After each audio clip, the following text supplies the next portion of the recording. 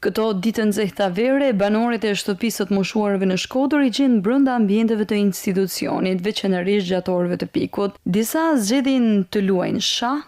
Na lozëm shah, lozëm domina, lozëm tana, e kalojmë kohën. Me lojna, sa të bëjmë, ne aktivizojmë sa të me shty kohën. Pastaj ne hyjmë brenda, kemi kondicionet e kemi gjitha kushtet. Të tjerë shmallën me të afërmit nëpërmjet telefonit.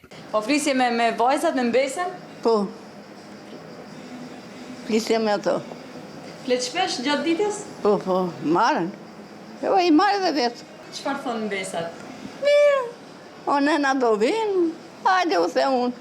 Drejtuesi i institucionit Fatjon Hoxha tregon se evitimi i daljeve si dhe kontrollet e shtuara për shëndetin e tyre vijnë si masa mbrojtëse në këto ditë me temperatura të larta. Nga shërbimi social shtetëror kemi marrur të gjitha direktivat të cilat duhet të zbatohen gjatë kësaj periudhe të nxehtë të verës, ku duhet të sigurojmë një ambient sa më të përshtatshëm dhe komod të ajrosur për të moshuarit me ambiente sa më të freskëta.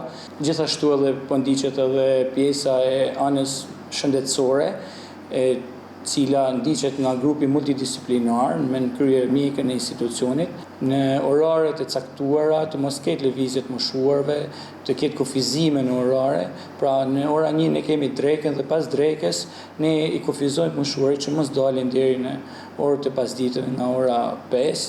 Aktualisht në shtëpinë të moshuarve në Shkodër janë 65 banor, të cilët marrin shërbim 24 orë.